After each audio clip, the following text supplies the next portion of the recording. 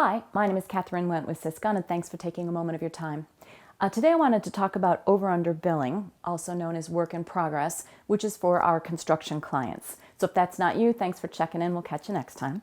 For the rest of you, I wanted to take a few minutes extra on this video and share a little bit about what OverUnder Billing work in progress is, why it's important, and then a couple tools.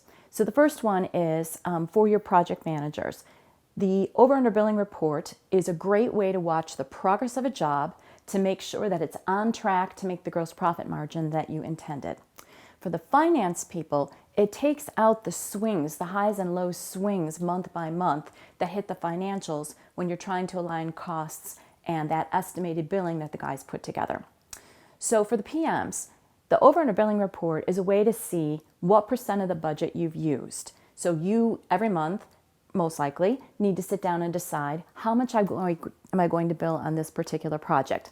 And you're looking ahead and you're saying, here's my crew size, here's the materials I expect to see, here's the trades that are going to go before and after me and when they say they're going to be done. So I believe that I'll be X% billed on these items by the end of the month. Great. And then reality hits and you have weather problems. The materials didn't arrive on time. The other trade didn't finish on time. Or everything went swimmingly and you got way further than you expected.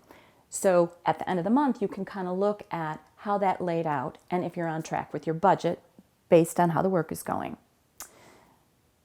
Now, the month is over. All the expenses are in, those that have arrived, and we've got whatever you estimated to bill and we've got the expenses that came in. So we want to look at the costs that we have received compared to the budget. The moment you do that, it's a simple math equation. What percent of the budget have you used?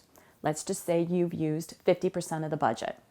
So then it looks at the contract with all approved change orders and says you've earned 50% of the contract then. If you spent 50% of the budget, you've earned 50% of the contract. Then it takes a look and says, so how much did you actually bill during that month? If you were supposed to bill, you earned $5,000 and you billed $6,000, you're over. If you earned $5,000 and you billed $4,000, you're under. It's not good or bad, it just is. Over or under billed. So the percent of the budget indicates the percent of the contract compared to what you actually billed.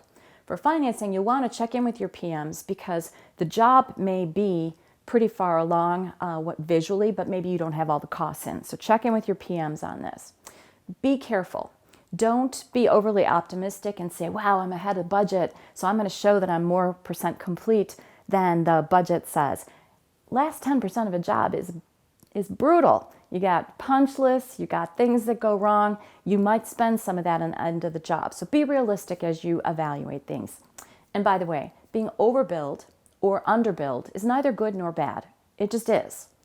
Now, I will say if you're chronically underbilled, you're going to probably have some cash issues because it means you're spending ahead of what you billed. Being overbilled, it helps because remember, you've got that retention. So I appreciate you sticking with me on all of those ideas. The full article is on our website. And if you're using Sage 100 Contractor or some other tools, maybe Excel, there are built-in reports and we have some really unique analytical tools that make that whole process at the end of the month go a lot faster. So feel free to reach out. We'll tell you a little bit more about that. So OverUnder Billing, it's not good, it's not bad. It is a great tool. Your PMs should be on top of it and the finance people want to as well. Thanks for your time and I hope you have a great rest of your week.